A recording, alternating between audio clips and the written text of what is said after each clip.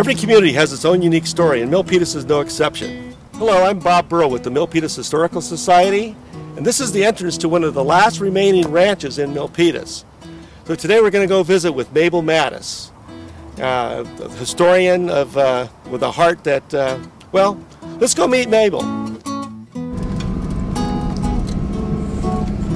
This is an extension of Old Calaveras Road that leads to the ranch of Mabel Silva Mattos. These Milpitas hills on the east side of the Santa Clara Valley fed the early pioneers of California. In fact, at one time, Milpitas was known as the breadbasket for Santa Clara Valley. Look closely between the new housings developed here, and you can still see traces of some of the many apricot trees that filled these hills. The Spanish explorers introduced apricots they obtained from China to the New World.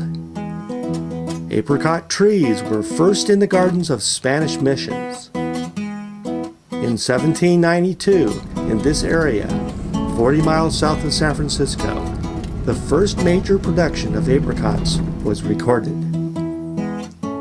In the 1920s, this valley's canning industry put up peaches, plums, and cherries, and was known as the Garden of Heart's Delight.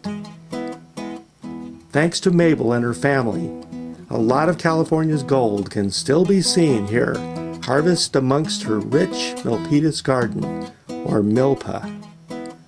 Milpitas also translates as Land of a Thousand Gardens, a rich, fertile place. Mabel, please tell us how these golden plush fruit we call apricots can be put up into glass canning jars for still another day. So, okay, then you try to get the horse beans this weekend, okay? Bye-bye. Well, Mabel, I was able to round up some of these wonderful apricots here. I want to, again, thank you for the opportunity to visit you, and I'd like to ask you, what can we do with these apricots? Well, these are beautiful apricots. They are the Blenheims, and that's what they grew in Santa Clara County. And the Blenheims do not do well in the San Joaquin Valley because it's too hot there. But these nice apricots, we will cut them and can them. And the ones that are a little small and it's kind of soft, we will grind them and put them into jam. Well, let's go to work.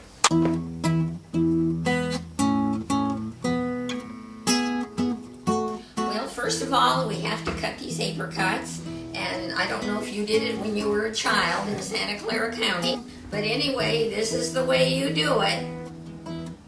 Right through the edge of the cot. Cut all the way around and remove the pit. And years ago at the dryer, they set them on trays and put them through the sulfur house and out in the sun. You want to set them down on the table? Yes. Let's go to work. Here, we're going to give a couple more. Slow. Yeah. Let's get in there. Now, you didn't cut that one very good. You tore it. You got to cut it straight. Tore it. If you were working for a farmer, he would scold you.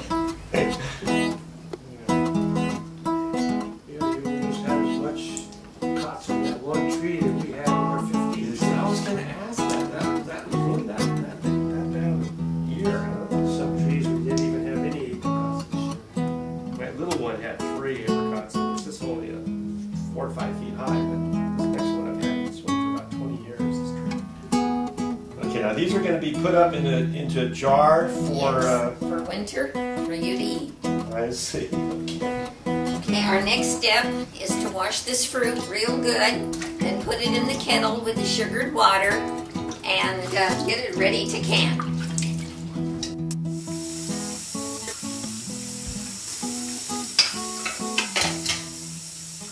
Always like to eye the apricot a little bit, and then when you put them in the jars, they're much prettier.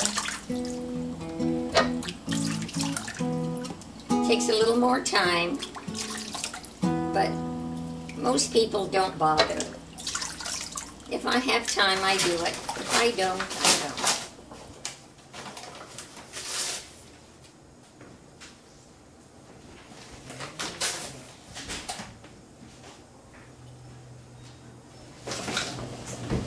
sugar in with water and make a syrup. And when it boils, you drop in the apricots, and when they're cooked, into the jars they go.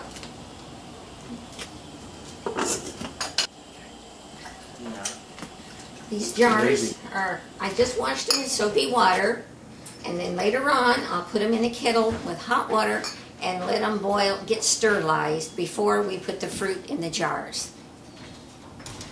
This kettle has the jars, and they're getting sterilized in hot water before we put the fruit in. And this little pot here are the lids, and they're getting heated up too, so the little rubber band will get hot and stick to the jars and seal them.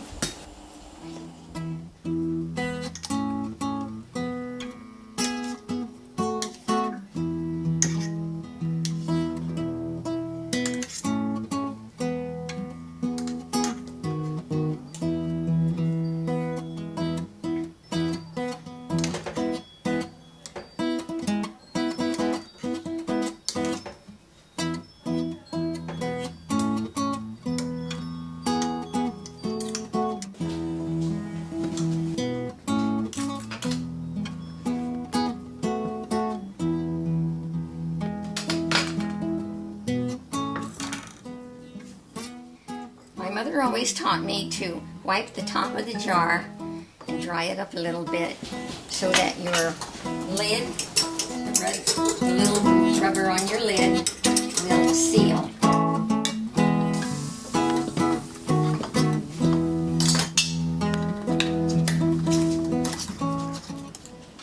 This old-fashioned grinder, we had it in Manteca way back in the 30s. I don't know if they make them this way anymore. It was a meat grinder, but we use it to chop up the apricots for the jam.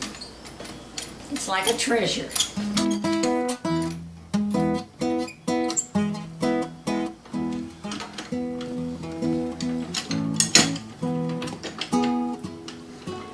We are grinding the apricots, getting them ready to make jam.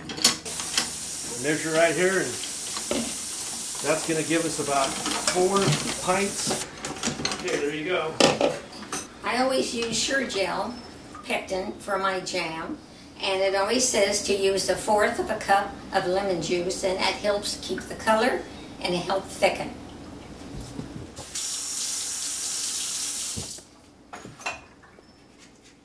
So I'm squeezing them now. I have an electric squeezer, lemon squeezer, but I'm too lazy to get it out, so I just use the hand one.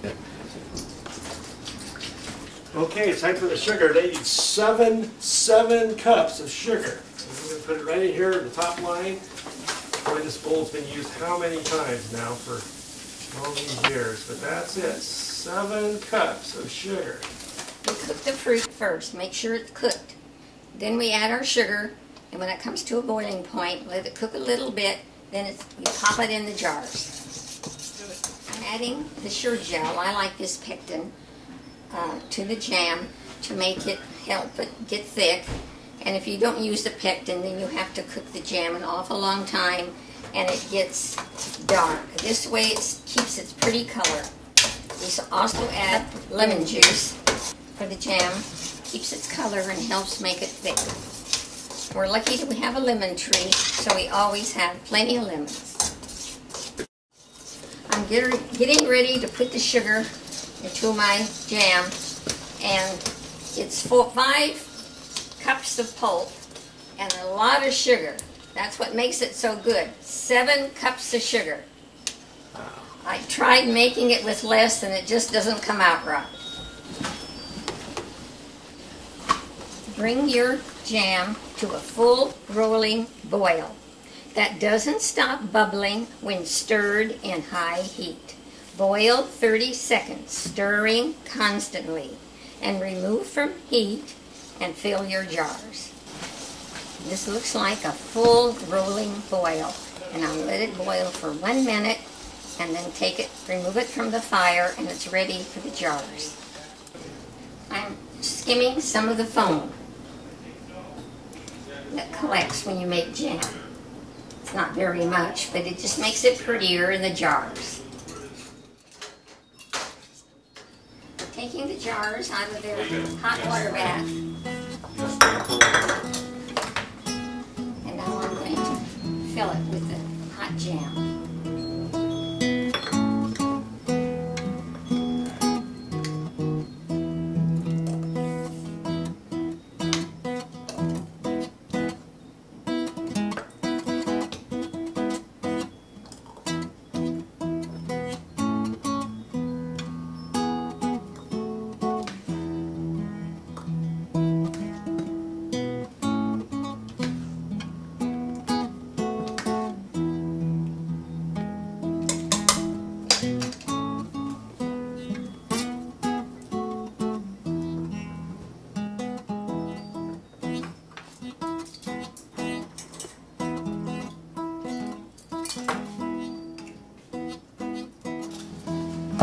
Okay, so another thing you can do with apricots, of course, is to make this apricot pie. And you're talking seriously.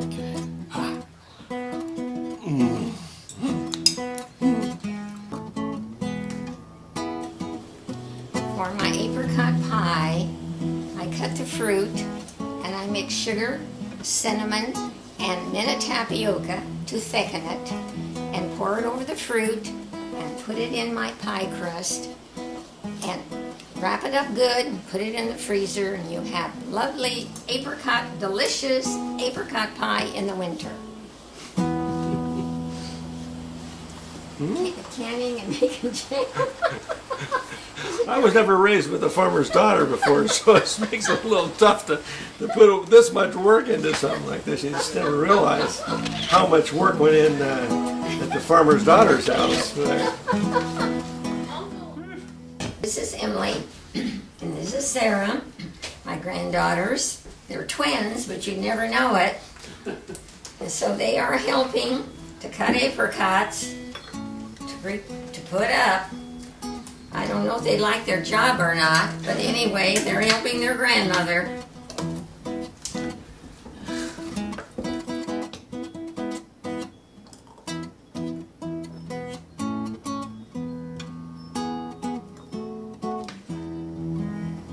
Delicious apricot pie in the winter.